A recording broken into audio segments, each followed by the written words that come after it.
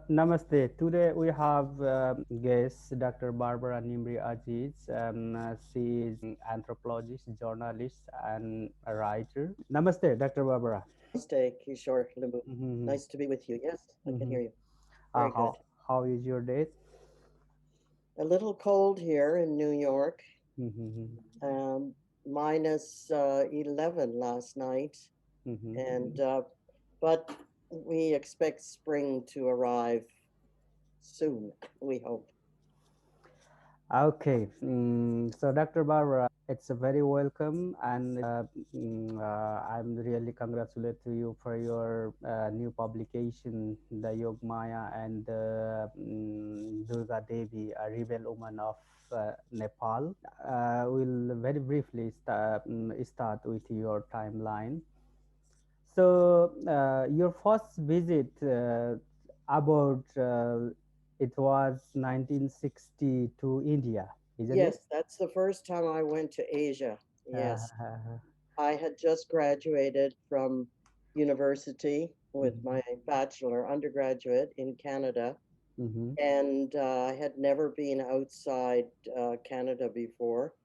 mhm. So this was an opportunity, and I learned about the Tibetan refugees Ah, who were at that time leaving Tibet because of Chinese occupation, and they were welcomed in India. So I went there uh, to work with the Tibetan refugees. it is the work, or it is the your education related visit.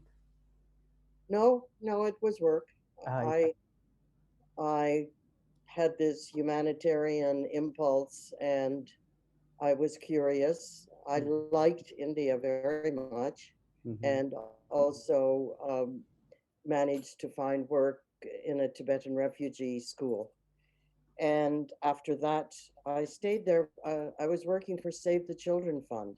They ah, had a number of schools. mhm, And after that, I realized I knew nothing about Asia, even though I spent 3 years there. And I applied to the one of the leading at that time anthropologists regarding India and Himalayas. His name was Christoph Fürer-Haimendorf, and he mhm. was a professor at London. Do you know the name? Yeah, yeah, I know. I have written lots of work of Amindroff. Yes.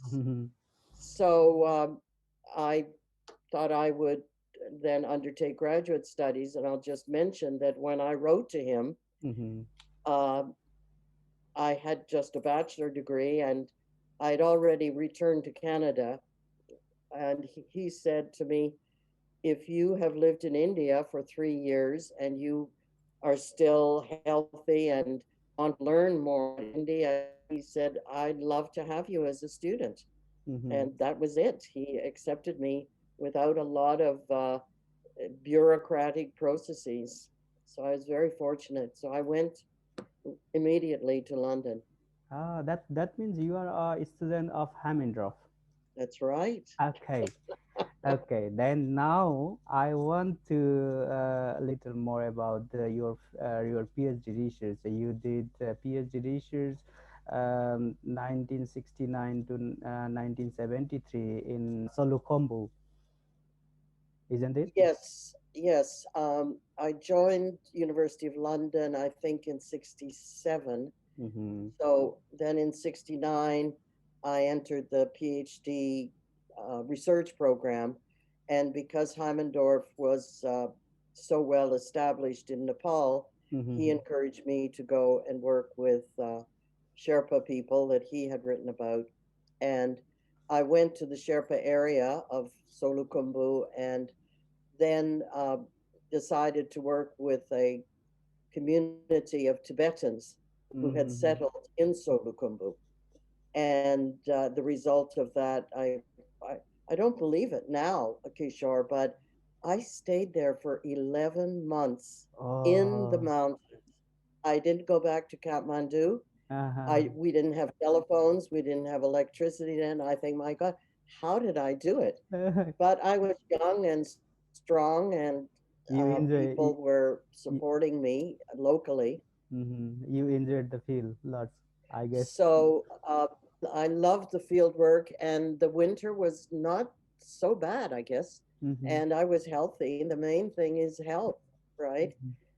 And then I completed my PhD writing about the history of that Tibetan community who had resettled in Solu. Mm-hmm. And the result of that was Tibetan Frontier Families, which Mm-hmm. is still available and was Mm-hmm. reprinted by Vajra. Bajra Uh, printers. so I still continued after 1974, finishing my PhD. I returned to Nepal on several occasions, continuing to work with Tibetan issues, history, because I spoke Tibetan very well. So Mm-hmm. it's very easy for me to move Ah, around and pursue issues. you And you speak then, Tibetan language also. yes, I had to Ah. learn. Studying. I started studying Tibetan in London, but at Ah. that time, that was 1968, 69, and there was really no good textbooks and certainly no teachers. I'm Ah. amazed today. I go to Kathmandu to uh, the university there, the one in Bauda, and many people are speaking foreigners speaking beautiful Tibetan, and Ah. even reading Tibetan and teaching Tibetan. Mm-hmm. But at that time, we didn't have any real courses at London. But you can imagine 11 months immersed in a community in Solukhumbu. Mm-hmm. I had a good teacher, a Mm-hmm. Tibetan man who was not in. Nobody spoke English in the village, so it Mm-hmm. was easy for me. Ah, that means you learn practically than academically. Yes, but Ah. I also learned to read and write. Okay. Um, Mhm. that was lots of fun Yeah, and it's very interesting to useful. interesting to hear your efficiency in the Tibetan language. Okay, and I that. think at that time I was the only American actually who spoke colloquial and fluent Tibetan. The Hmm. only people who studied Tibetan at that time were the Buddhologists, Mm-hmm. and they could read philosophy texts, but they couldn't speak Tibetan. So Ah. there's been a big change in the last 40 years now. Young scholars now are very fluent. I want to explore here how did you field selection, but you already told about it is because of your Professor Hamindrov. You select the field for Solukhumbu, isn't it? Yes. Then you did another research in the what is this Dampa Sangye teaching and something also in the Solukhumbu. Yes. Well, that's a whole other area of pursuits. Because of my fluency in Tibetan, I was also picking up oral histories, and I even jumping ahead to the history of Yogamaya and Durgadevi. That was all through oral Mm-hmm. discussions, not texts. So Mm-hmm. I had this sense of you appreciate as an anthropology student this sensibility towards oral literature and oral communication. And I guess best to refer to my webpage, Mm-hmm. barbaranimri.com, because there you will find out about the research I did. A 12th century Indian yogi Mm-hmm. who went to Tibet and settled there and became very famous for his yogic practices, Ah. Patamba Sangye. Mm-hmm. So in the research or the result of that research is referred to in my new webpage, barbaranimri.com, Mm-hmm. so people can go there and see that. Very exciting Mm-hmm. 12th century yogi. He was known as the Black Yogi because he came from South India. Mm-hmm. Yeah, I have seen a little bit in your website, and I was a little bit more explore to for me and my audience. Okay, now I want to little bit about your field visit, 1977 in the Limbu community of Terathum. Yes, after working for 10, um, 10 years in Solu, I wanted to continue my uh, research in Nepal. Mm-hmm, And maybe from outside, Nepal looks like a very small country. mm-hmm, But if you're walking mm-hmm, and if you're moving through different communities, it's a very big country. And the language is different. You can see the difference in architecture. mm-hmm, You can see the difference in people's clothing. All of their customs vary from one valley to another.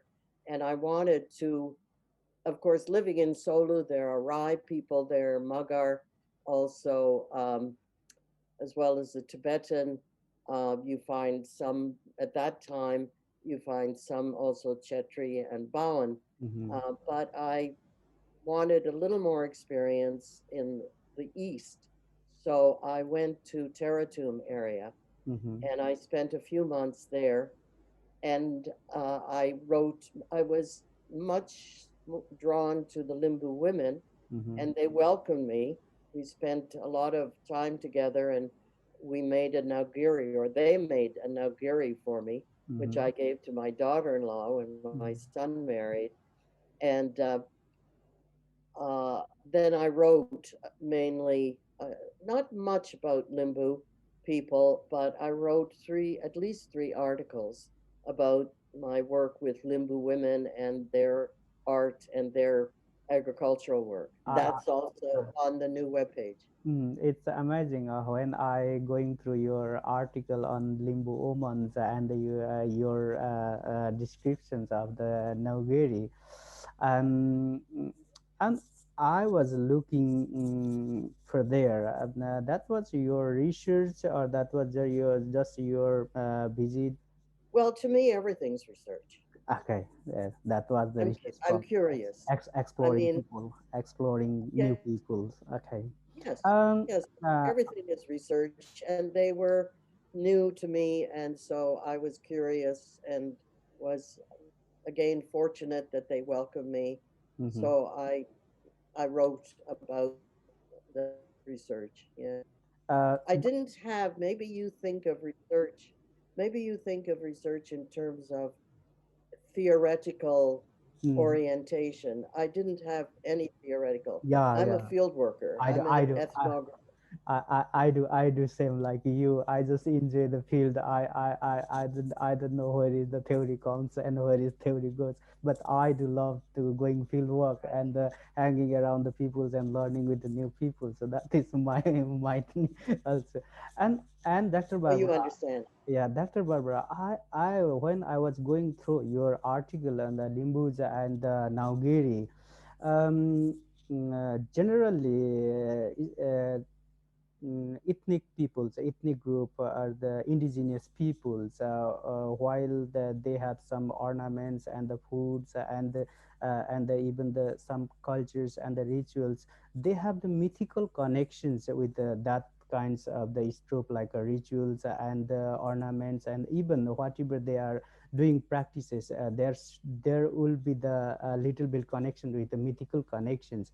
So, did you found some mythical connections with that Naugiri, with the Limbu people? That is the Mm. one I'm looking for. Well, you have to do your research on that then, because Okay. I was not sensitive to that. I was not Mm-hmm. oriented. Mm-hmm. So that's a good question. So Mm-hmm. maybe you can follow up. Yeah, yeah, yeah, of Are course. you aware of these mythical associations? Actually, I'm not doing the with the Limbu community, my own community, but while I was doing the Kulung community, that you are wearing the alo scarf, they have mythical connections with the everything. Even they are knitting the clothes, and they are wearing the thread on the wrist. It means they have everything connected with the myth. Then I wonder, oh, so this is the indigenous world. And Right. okay. Yes. Yes. Hmm. And I somewhere mean, there. I agree that these Mhm. things, uh, I agree, these things are connected. And at that time, I was not searching for them. I was mainly interested in the whole community and the agriculture. I remember I was very interested in the uh, agricultural work. agriculture and economic something, because in your article there is like economy, and there is one narration very good. You just take this Naugiri and show our poor Nepali people's economy in your American peoples, and that kinds of narrative very interesting. I have to go back and reread that. Okay.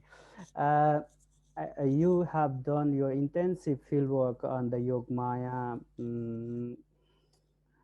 in the Manakamana area, maybe, isn't it? Hmm. Yes, Um, in Sankwasaba, right. mhm. I want to know very first things, how you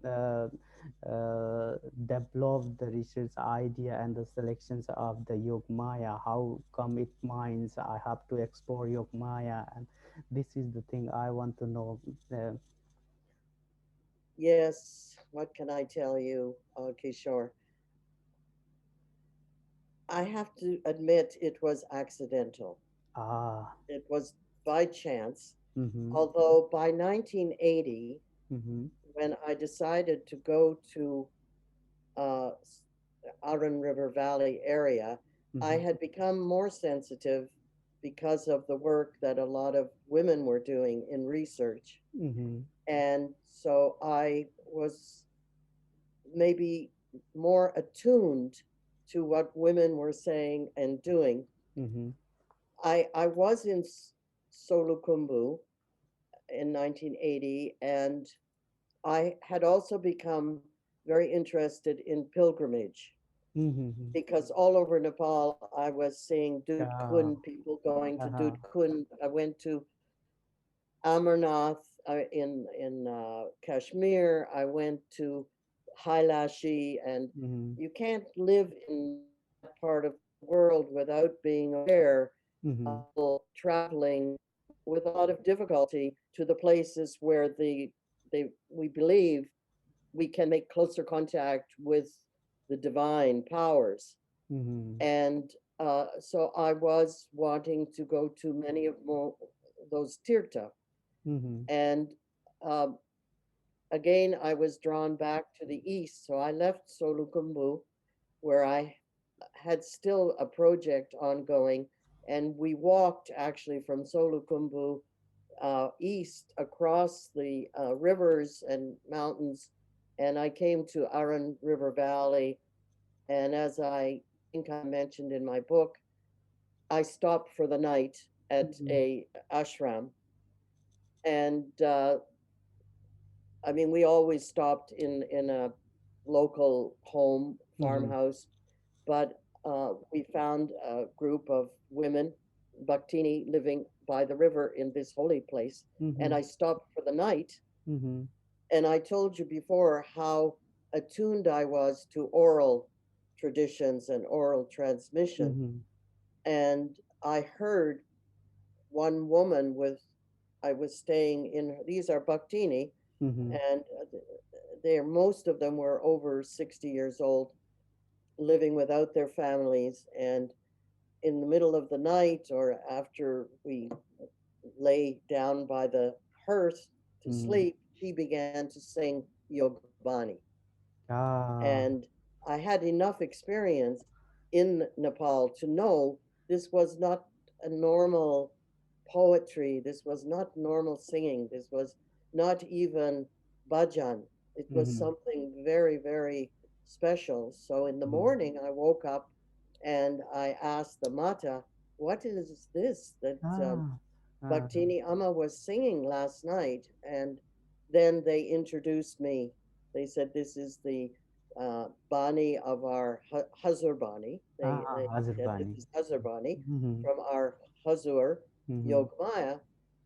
And then they started day by day to tell me more and more. And I stayed there. I Ah, didn't go anywhere else. I ah, just stayed. And then gradually I uh, had an interpreter come down from Kadbari to work with me. He was a young man your age, mm-hmm, and the elder women, they loved him very much. They mm-hmm, liked him. They called him Nati, and and then I realized also I had spent a lot of time with Tibetan nuns. mm-hmm, mm, In Solu, there is a monastery and nunnery, and I felt very comfortable with the Tibetan nuns. So mm-hmm, here I was again. I mean, these were like Hindu nuns, mm-hmm. and I was very, very comfortable with them, Ah, ah, ah. even though I had not studied Hinduism. Um, we were very comfortable together. They trusted me, and I began to gather the history of Yogamaya and didn't Mm-hmm, realize where I was going because there was nothing I had heard before about her. And then after 2 months, I went down from Aran River Valley to Kathmandu and I ah, asked some people, who is this woman? And mm-hmm, in Kathmandu, no one had heard about her. ah, And um, then I met Parizat, the great mm-hmm, mm-hmm, Nepali writer, and I had some copies of the Hazarbani. mm-hmm, And she looked at this and she said, "What is this?" Because, I mm-hmm, mean, Parizat is a Nepali literary mm-hmm. figure. She should Yeah, know, right? she is All already the figure. poetry of the country. And also, I showed to Dr. Harka Gurung, who you'll know. He Mm-hmm, also said, "I've never heard of this." mm-hmm, And they said, "You must go back there. You mm-hmm. must learn more about the Hazarbani, about the history." And so I did. I went back repeatedly uh, for the next 3, 4 years. Ah, mm-hmm. So it was very exciting. Ah, But that was the time of the monarchy, don't forget. yeah, yeah, There that's. was no democracy in Mm-hmm, Nepal, and people could not discuss mm-hmm. Yogmaya because she was banned by the He was. Iranis. She, after they had jailed her, and then later on, she made Jal Samadhi, she made martyrdom in the river, and after that, the government banned all mention of her, all her writings, and people were terrified to Mm-hmm. speak about her. So my work was still during the monarchy when there was no discussion permitted. Uh-huh. So it wasn't easy. Even if some people knew in Kathmandu, they would not talk about it. And I heard about Madev Shamshir Rana. He Mm-hmm. had been the general in Dankuta Mm-hmm. at the time of Yogmaya, 40, 50 years earlier. And I met him in Kathmandu. And he said, yes, my troops, we went to Aran River Valley and we put them in jail and so on and so forth. He verified her Uh-huh. existence, but he said that she was a very bad person, that she was a communist and a prostitute, and Mm-hmm. he couldn't help me at all. And he was, by then, he was also himself over 80 years old. I Mm-hmm. met him in 1982. So Mm-hmm. that's 40, almost 40 years ago. So I never met him again, but I continued to think about this and to try to, Parizat and others, Sangrala, there's a poet in Kathmandu you may know, Kagendra Khagendra Sangraula. Sangrala, Mm-hmm. and he was also, yes, he was also interested in the Yogvani, Mm-hmm. and he and Parizat helped me with the translations. It's not easy to translate into English, but in any case, we made some translations which are also in my book. Mm-hmm. So people can who don't know Nepali, they can look at those translations and see the power of her work. Mm-hmm. Yeah, it's a very interesting. You encounter fortunately with the new social issue and social narratives. Then keep paying interest, deep interest on the subjects that is very interesting for an anthropologist. I Yes. think. And I have seen some credit giving with the Yogmaya novel writers, Niharika. She has credited to you and started her novel with your meeting to Parijat, and your new book you have forward by the Niharika, and it's giving and taking, and how it's like connected with the Niharika and you. Well, right now we talk to each other once or twice a week. She lives in Mhm. the United States, and we become very fond of each other. I met her in Kathmandu 3 years ago at the time of her novel's launch, and she received me very, very warmly, Mhm. and we became close right Mhm. away. Some other Nepali scholars began working on Yogamaya uh, about 12 years ago. Mhm. My first book was published 20 years ago, and it was very quiet. Nobody Mhm. paid very much attention, again, because of the monarchy, because of the Mhm. ban.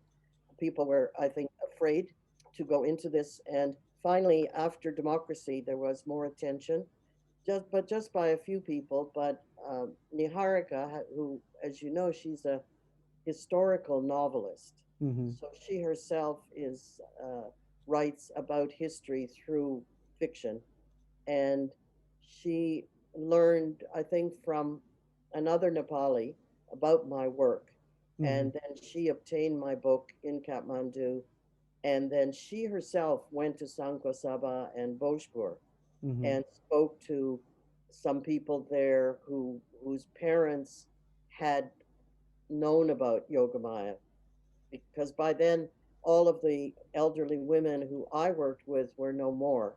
Mhm. And but Niharika found people. She did her own research. She went to Majwa where the Jal Samadhi had occurred, where Yogamaya had her center, and she did some very good research. I mean, Mhm. she's her book is not all fiction; it's based on good research. And then because of the success of her novel, then there was more attention on my work.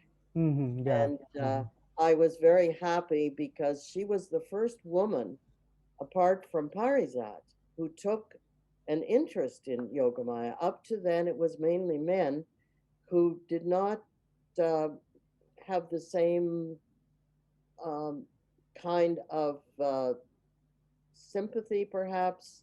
Their work was more technical. Mhm. And so I was very glad to have another woman researcher and writer. And then, of course, her novel won the Madan Puraskar, and then many hundreds of thousands of Nepalis then learned about Yogamaya and Parizat and my work. So Mhm. that's been very nice. And Mhm. now she helps me a great deal in terms of um, telling other people about the work that I'm doing. Mm-hmm. That Wonderful, means wonderful. that means after Niharika Yogmaya novel is popularized, your work also gear up, and That's right. people also started to know your work. Okay, I found some more And literature, about the Yogmaya. Other people's also written in the Nepali text somewhere. Somehow, Yogmaya is somehow discourses in the Nepali woman rights and activisms and something. Um, but I am really wonder when I see your new book, Yogmaya and the Durga Devi. Then, and Durga Devi is still in overshadow, and Durga Devi is still the unique character for me. So, can you make us a little bit clear about Durga Devi? yes, I don't know how much time we have. I'll try to summarize. Okay. First of all, um, let's just summarize. Yogmaya's work. Mm-hmm. She was a revolutionary in many ways. She advocated, she was anti-Brahmanical, Mm-hmm. even though she was herself Bawan, Mm-hmm. and she advocated the marriage of Bawan women Mm-hmm. after they became widows. Uh-huh. And of course, many children uh, became widows Mm-hmm. because the death was more common among young Mm-hmm. people.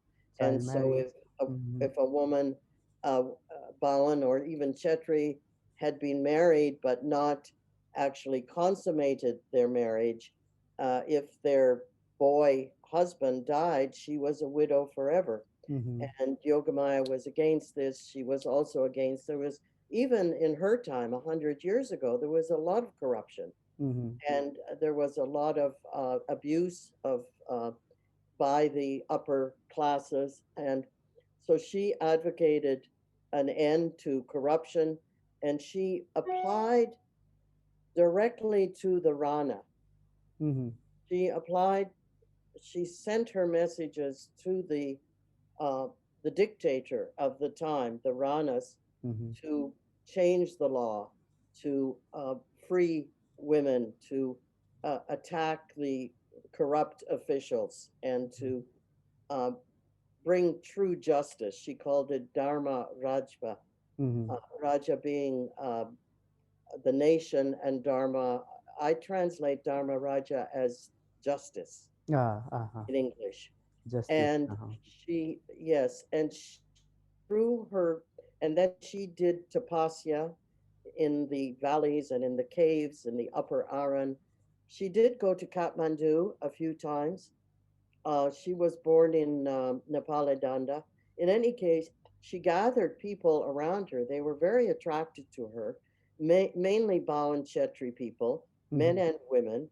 And there was like a commune there in Majwabesi. And eventually she threatened the king or the dictator that she would do Samadhi, that is Angi Samadhi, yes, to immolate herself. And that's when the troops moved in and jailed hundreds of them in Daran, I think, or Dankuta, and also in, I think, in Dingla. Uh, and eventually, secretly, she decided again on Jal Samadhi, and she carried that out secretly. Mm-hmm. So, but her Bani remained and kept inspiring people, although she was no more and she was banned. Now, at that time, also another woman from Bhojpur, from Palikot, Mm-hmm. she was a widow herself, a young woman. Her name was Durga Devi, and she was married in Marwa village near Kadbari. And Mm-hmm. she also became a widow at a young age. And she grew up off, she spent a lot of time in her Maitigar with her Mm-hmm. father. Mm-hmm. And it seems that he taught her to read and write. And he was also a character who spent a lot of time in the courts. So she used to go with him as a child to the courts, and she learned court procedures and she knew the court documents and so forth. Mm-hmm. So eventually, she wanted to have her own land. That is her husband's Mm-hmm. land, right? He was no more, Mm-hmm. but she had rights in his property. And her brothers in law did not want her to have you. This is Mm-hmm. common even Mm-hmm. today for an unmarried woman or a widow, her her husband's family will say, "No, no, we will take care of the land. We will give you a share. Don't worry." But she was not satisfied. She wanted her own share, and eventually she took her brothers-in-law to court, and she made an alliance with her sasu. That's Mm-hmm. her brothers-in-law. That's her husband's mother. They made an alliance. They were very close. And because of that alliance, she and her Sasu worked together, and she obtained the deeds to her share. And she fought with her brother. She took them to court, and Mm-hmm. she won. And so she had her own property. And then because of her experience in court, she also made other accusations, and they tried to marry her off. And she again refused that. She chased the prospective new husband away. And then she also was known as a person who fought against the corruption in the market. She would go to the market and expose the cheating by the grain merchants and others. Mm-hmm. She then also was called to help a young girl who became pregnant by a policeman in Mm-hmm. Katbari. And she was not able to bring the policeman to trial, but she made the accusation. And then by then she had accumulated a lot of wealth. This was over, we're talking about a 15-year period when she was very active, but she was considered a mad woman. She was a troublemaker. She kicked a judge. She Mm-hmm. yelled at the court Mm-hmm. clerks, and people didn't, men especially, did not like her. In any case, she came to the defense of a young woman who had been raped, and she, when the child was born, she left an endowment for this baby, and she took care of her and the mother, and then made arrangements for the baby to go to school. She paid her school fees, and that girl now would be, the baby would be now, well, Durga Devi died in 1973, so Mm-hmm. that baby would be maybe 50 years old now. Mm-hmm. And then she also left the land. She bought the land at Manakamana, Mm-hmm. and she set that land aside so that the older women, followers of Yogamaya, could live there, and she left money for them. And that's Yog that's Durga Devi. Yeah. So she has not been celebrated the Mm-hmm. way Yogamaya has, Yeah. and I don't know why. I find Durga Devi used more modern methods of Mm-hmm. confronting corruption and authority and patriarchy. And so in this new book, I highlight her work Mm-hmm. and talk more about her and ask why she has been overshadowed by Yogamaya. And Mm-hmm. I'm hoping that more women, especially, but Nepalis who are interested in justice, who are interested in women who have fought through our history against patriarchy and against abuse and against or for their own rights, Mm-hmm. that they will study Durga Devi and look, and we need to look at both women. They Mm-hmm. had very Yeah. different strategies. Mm-hmm. And if we look at the two different strategies, we can begin to think about what we can do today also in Mm-hmm. terms of confront, because patriarchy exists, corruption in Nepal has grown as never before, and officials also are irresponsible. So I think these women's efforts still bear study, and we need to look and ask, can we apply their work to Mm-hmm. what we're doing today? Mm-hmm. Yeah, even I am from the same region of the Sankwa Sabha and Arun Valley near about, but I was not paying much attention about the Yogmaya and Durga Devi until here, and I just being more explorative and more in I got more information. So while I was preparing for this talk with you, and I get some informations, and if I understand correctly as your writings, Yogmaya was the more female activist. She advocacy the female rights and the injustice for the female and the high caste belief systems and the positions of the females are more dominations by the male, and she has fight within the Hindu belief systems, and you have written your chapter as you told before, Yogmaya, and you fortunately found the Durga Devi while you was in Manakamana, and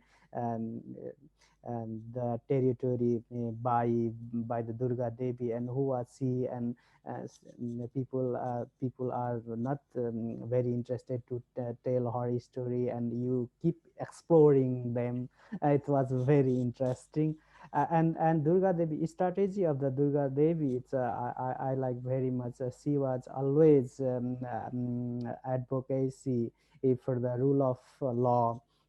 She wants justice, a rule of law. It should be the rule of law for the all, and that is I if I understand properly, I found two these things. Yogmaya is a female activist, and Durga Devi was the advocacy for the rule of law. Yes, no, you're right. Mm-hmm. Durga Devi did not try to overturn the system. Mm-hmm. She knew that there was a law to give women rights. There Mm-hmm. was a law against rape. There is a law against uh, corruption. That Mm-hmm. is, if someone is corrupt, you can charge them and take them to court. Mm-hmm. There was a law that gives a widow rights, Mm-hmm. and what she wanted was to apply that law. It's transparent practice in the. Yes, Durga Devi was more revolutionary, that Mm-hmm. she wanted to completely, at least overturn and cancel some of the practices. Mm-hmm. Yes. There are, they had different strategies. They had Mm-hmm. different Yeah. strategies. Okay, now I want to be clear. Um, in somewhere in Nilam Karki Niharika and her interview, she insists, positive insists. I have done little bit more explorative and more different from Dr. Barbara Aziz and her research. Have you gone through her novel? Yes, in fact, a colleague in Nepal, because I don't read Nepali, Mhm, but he was able, there's no English translation yet mhm, about Niharika's novel, but he went through it and summarized in writing each chapter for me. So I have been through that. And I like it because there is an intimacy mhm, which she brings to the story. mhm, She is able to get into the character and the personalities around Yogamaya in a mhm. way that I could not. She So it, explores something new than your research. yes, it's Mhm, more intimate. And mhm, she made some corrections also. Um, I had not realized, and other people have also. There's another scholar in Kathmandu, Dipesh Neopane. He has also made some corrections, and they now have the names and the ages of all the people who made Jal Samadhi with Yogamaya, and they know more of the character of that community mhm, than I did. And I just feel that our work together is not um, in contradiction. And mhm. I think it's wonderful that a Mhm. novelist has Yeah, taken this story and it's made it being more. explorative. It's paying people Yes, are paying attention, and it's the subject is being explorative. yes. Okay. Yes, and she's writing in Nepali for Mhm. Nepalis, so it's Yeah. much more accessible. Mhm. And also, I mean, it's interesting that uh, Parizat, also a writer, a novelist, a creative writer, and a political Mhm. activist. She was a Maoist early on in 60 years ago, Mhm. and she also became very attached to Yogamaya's history. And I'm very honored that we have literary people Mhm. who are so touched by Yogamaya's history. I don't care if scientists have no interest, Uh, because novelists mean they have a a deeper connection with the society Mm-hmm. and history than anthropologists and sociologists. So I'm very honored that literary people have taken up these issues. Okay. How do you think, Dr. Barbara, the Nilam Karki Niharika script in the Nepali language, and it's very easy to spread in the Nepali readers about the Yogmaya's contributions and the history, isn't it? Because Yes, your writing is in yes, English, and yes. most of the Nepali readers they don't have the proper access in the English literatures, and we have one conventional thing: English literature is very top and it is very expensive. No, I agree. I mean, Yeah. I'm honored. What more could one want? Mm-hmm. What more do I want Mm-hmm. than to have a Nepali of the talent and energy of Parizat and Niharika to lift this story to another level? I This is like a dream for any social scientist. Okay, we are very late. Then, are you already in late, or you have little bit? We can take another 10 minutes, Okay, 5 minutes, 10 minutes. Okay. in the wrap of Yep. um, as you told before, I want to remind you, even if Nepal is very small in the territory or the map or the somewhere, but while we are going through the Nepal and Nepali society and the cultures, and it's very big. And I want to sum up here, and I want to the your perspective. And Nepal is a compositions of like three, four belief system. One is Shamanism, and one is animism, and one is Hinduism, and one is Buddhism, and somewhere other kinds of the belief systems. We cannot separate it each other. So where is the clear borderline for the belief systems? The people are entangled and intermingle each other's belief system, Buddhist and the Hindus and the Shamanisms. I'm always worried about the new generations and the educated new generations. They have the psychology, new social constructed psychology, maybe. Um, they think that we don't have anything like your narration in the Naugiri. We are very poor. We don't have anything. They are very frustrated, and they are not motivated and excited to work and being there themselves. So what is your message? Even why I'm pointing is female activists also. They are just always talking the bad things of the bad things. We don't have this, we don't this and this. What we have, as you researchers, you spend lots of time in the Nepal with the several communities and the different communities and the different belief system. You know very well Buddhism. You know somehow very well in the Hinduism, and even the indigenous community, Limbu, Magar, and the other thing. Maybe we have something very good. What is your inspiration for the Nepali people who they are living in the Nepal? We have something. I am doing. I'm wondering. I want to convince my colleagues and my juniors. We have something. We have to do this because we have these things. We have to respect our thing. That is my always can you make it in very wrap up with some motivations I, if you understand. I understand very well what you're saying, and you express yourself very well.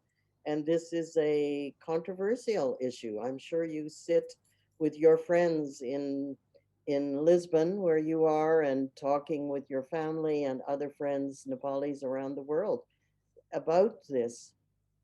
And I have thought a lot about it. The rich Nepal is a rich country, Mm-hmm.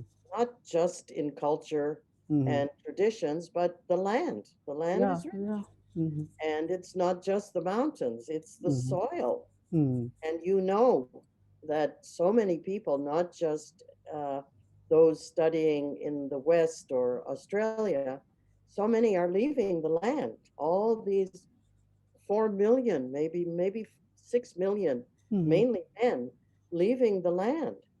And now their families are moving to the cities, and nobody is growing anything in the Mm-hmm. farm. Yeah, no, nobody has the working times, and I'm not even until my this age. I'm not counting the working hours. I work for 8 hours, 6 days in a week. I never count it, but I am living a life. And when I was in Lisbon, what you are doing? Nothing. And they are wondering, wow, you are nothing, doing nothing. How you manage your food? And so it used to happen, manage in Nepali cultures, and they wonder Exactly, it. exactly, exactly. Yes. I don't know how Nepal is going to break this cycle of people leaving. You Mhm, have the educated leaving. You know how many families spend so much money in Nepal to send their children to mhm, private schools. mhm, Private schools in Nepal are not for rich only. Private schools are for the poor mhm, also. And then, so educated people, at least finishing 12 class, they are leaving. And then you have uneducated people who mhm, are also leaving to go to work in Malaysia and Arab Gulf countries. So this is a big drain on the nation, and this glamour of the West, as you say, mhm, they mhm, those left in Nepal think that those of us who leave are enjoying life. But I know Nepalis here in New York and in Colorado and where you are, you're working very hard, whether you're studying, whether you're doing labor work or in an office. I have to say, I blame the government. I blame mm, the government. yeah. The government has let the schools deteriorate. The Mhm, government has also allowed thousands and thousands and thousands of NGOs mhm, in the country mhm, doing the work that government should do. People, mhm, they leave government work and get double the salary, 10 times the salary working in NGOs. mhm. So the government doesn't get the best people, Ah, right? I mean, mhm. it's Yeah. there are thousands of NGOs. Mhm, 10 years, 20 years ago, one of my friends at the university in anthropology, he told me there were 15,000 NGOs in mhm, Nepal. mhm, mhm. 15,000. That was 15 years ago. Yeah, I have that data, but right now I forget it. It's a very big number of the NGOs and the INGOs working Yes. in Nepal. Mhm, And how did they get the contract? The government is giving mhm, the contract. And all the NGOs are hiring the best educated. I mhm, mean, what else can they do? Because the government is not supporting other kinds of industry, manufacturing, and so forth. And so the government also has, I think, a big responsibility here. mhm, And I don't know how it's going to change. I think something very radical that other countries have tried, it's not easy, to stop all the NGOs, to mhm, stop all the NGOs. mhm, Because also foreigners get a very nice job in Kathmandu. They don't want to leave. They get double, triple what the Nepalis get. And then you have, of course, a big business in Kathmandu built on NGO salaries and NGO renting houses and offices. And it's really now almost irreversible. mhm, So, and then many people, perhaps like you, but people I know here in the United States, they want to go back. They want to mhm, go back. Their grandparents are there, their parents, their elderly parents are there, but they also find there's so much corruption mhm. and the Yeah. government is so bad that Mhm, they can't function. If mhm, they have lived here, even with the problems we have in America, mhm. when they returned to Nepal, the problem they faced there, mainly corrupt, bad schools. Mm-hmm. They find very and bad medical care. They find it very difficult. Mm-hmm. That means moral of our talk. It means it's because of the political untransparent, and so it is more valid the work of Durga Devi, the rule of law and the government appearance and the transparency of the government. It's a very reliable, and this is the one policy to make a very good Nepal. It's a pity now because democracy has come to Nepal. Look Mm-hmm. how people fought for democracy. Mm-hmm. So, in the last 12 years, we have a democracy, we have a constitution, we have multi parties, we have complete free uh, discussion, and yet you see the deterioration. This is also very discouraging, I think, for people outside also. So I'm sorry we have to leave on Okay. this note, but it is a big issue for people your age Mm-hmm. to address and to make uh, some new, not policy, but gather your resources together, Mm-hmm. other young people like yourself, and try to rebuild your country. Mm-hmm.